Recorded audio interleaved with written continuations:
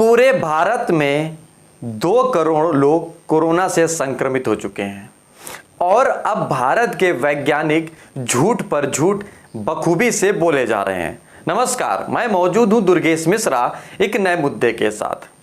सीधी और सरल भाषा में अगर हम बात करें तो सीधे तौर पर जो देश के वैज्ञानिक हैं वो बखूबी से अब देश के नेताओं को छोड़िए, देश के आम जनता को बेवकूफ समझकर साफ और सीधा और सरल झूठ परोस रहे हैं।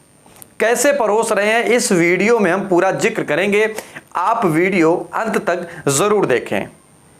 भारत देश के उत्तर प्रदेश के कानपुर जिला आपने सुना होगा।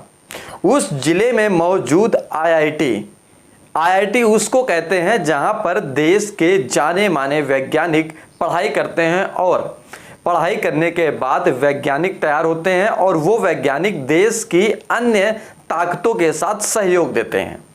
लेकिन मौजूदा वक्त की स्थिति में जो हालात हैं, जो स्थिति है जो परोसी जा रही है, वो वाकई में हैरान कर देगी। आईआईटी कानपुर के प्रोफेसर मणिंद्र अग्रवाल ने जो एक बयान दिया है वो वाकई में हैरान करता है।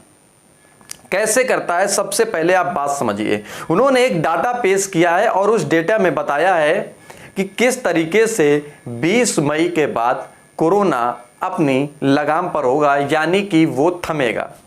लेकिन उसके पहले उन्होंने क्या क्या बताया उसका भी हम जिक्र करेंगे। सबसे पहले वो आप डेटा समझिए और वो जिले देखिए, कौन कौन से जिलों के बारे में बताया है।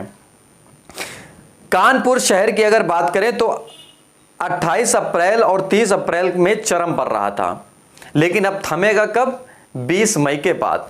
अगर दूसरी बात करें लखनऊ की तो 28 अप्रैल को चरम पर था, थमेगा अब 20 मई के बाद।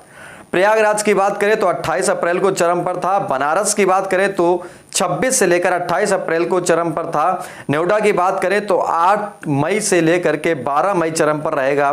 सूरत की बात करें तो 10 मई को चरम पर रहेगा।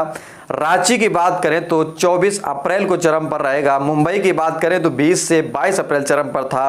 पटना की बात करें तो 24 से लेकर 26 तक चरम पर था। कई सारी डेटे हैं जो आप देख रहे हैं और उसमें बाकायदे लिखा है कोई जून में समाप्त हो रहा है, कोई 20 या 25 मई के बाद में।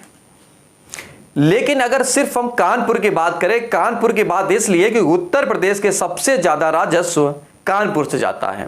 कानपुर पर नजर पूरे उत्तर प्रदेश की बनी रहती है कि आखिरकार मौजूदा वक्त की स्थिति में कानपुर के क्या हालात हैं।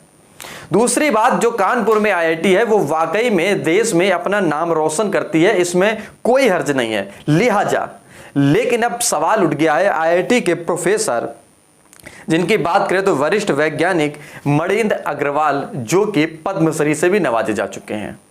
इनका सबसे बड़ा झूठ क्या है वो हम आपको बताएंगे, समझिए जरा। इन्होंने लिखा है कि कानपुर में देखा जाए तो 28 से 30 अप्रैल के बीच में पीक पर था। पीक बोले तो सीधे तौर पर चरम पर था कोरोना, यानी कि सबसे ज्यादा मौतें हुई और सबसे ज्यादा लोग संक्रमित हुए। लेकिन ऐसा कतई नहीं है। एक ये दूसरी हेडिंग पढ़िए और समझिए कि आखिरकार इनका झूठ का पुलिंदा कैसे खुल गया। कानपुर में कोरोना के रिकॉर्ड से 57 की मौत और 1274 नए केस। इस लाइन का सीधा और साफ मतलब यह निकलता है कि जो 57 लोगों की मौत हुई है उसमें नया रिकॉर्ड है। अगर आज की हम बात करें, जिस समय ये वीडियो बनाया जा रहा है तो 4 मई है। 4 मई 2021 की रिपोर्ट है जो सीधे तौर पर बता रही है कि नया रिकॉर्ड बना है 57 की मौत। लेकिन वहीं पर मणिंद्र यानी कि प्रोफेसर अग्रवाल जी बोल रहे थे कि सीधे तौर पर 28 से 30 अप्रैल चरम पर था, यानी कि जो आंकड़े हैं वो हेर फेर हैं। सीधी तौर पर अगर चरम पर था तो ये नया शब्द कैसे जुड़ गया कानपुर में कोरोना से रिकॉर्ड 57 की मौत। लेकिन अगर हम इनके पिछले पन्नों की बात करें या पिछले इतिहास की बात करें चंद दिनों की, तो सीधे और साफ तरीके से आप देखेंगे जो कानपुर के सीएमओ थे मौजूदा वक्त में बदल चुके हैं, लेकिन अनिल मिश्रा जो सीएमओ थे उनके कार्यकाल में मौतें 10, 12, 15, 20, 100 हो रही थी। लेकिन मौजूदा वक्त स्थिति यानी कि 4 मई की अगर बात करें तो नए सीएमओ की नियुक्ति हुई है और नए सीएमओ की नियुक्ति के बाद ही नया आंकड़ा निकलकर सामने आया, जो कि आंकड़ा दर्शा रहा है 57 की मौत। लिहाजा अगर जमीनी स्तर की बात करें तो हालांकि 57 से कहीं ना कहीं और ज्यादा ही निकलेगा। वजह यह रहेगी कि कानपुर हो या उत्तर प्रदेश का अन्य जिला हो या भारत का कोई अन्य प्रदेश का अन्य जिला हो, पूर्ण रूप से ना जांच हो रही है और ना उस जांच की रिपोर्टें आ रही हैं। लेकिन अगर सिर्फ कानपुर की बात करें तो जमीनी स्तर कुछ और कहती है। तो सीधे और साफ शब्दों में कहें तो यह साफ हो गया कि कानपुर के आईआईटी के प्रोफेसर मणिंद्र अग्रवाल का झूठ किस कदर पकड़ा गया है, यह वाकई में हैरत कस डालता है। अगर यह बात दिल्ली तक पहुंचती है, लिहाजा प्रधानमंत्री नरेंद्र मोदी इस पर संज्ञान लेते हैं, तो क्या कार्रवाई होगी मौजूदा वक्त की स्थिति में प्रोफेसर मणिंद्र अग्रवाल के खिलाफ, या यूं कहें कि उस देश के, उस राज्य के जो सबसे ज्यादा राजस्व इकट्ठा करता है, और या यूं कहें कि उस जिले के सबसे बड़े आईआईटी जहां पर साइंटिस्ट तैयार होते हैं, लेकिन उस साइंटिस्टों के जो अध्यक्ष हैं, जो प्रमुख हैं, वो इस तरीके की अगर बातें और बयान देते हैं तो कहां तक ये कारगर साबित होगा।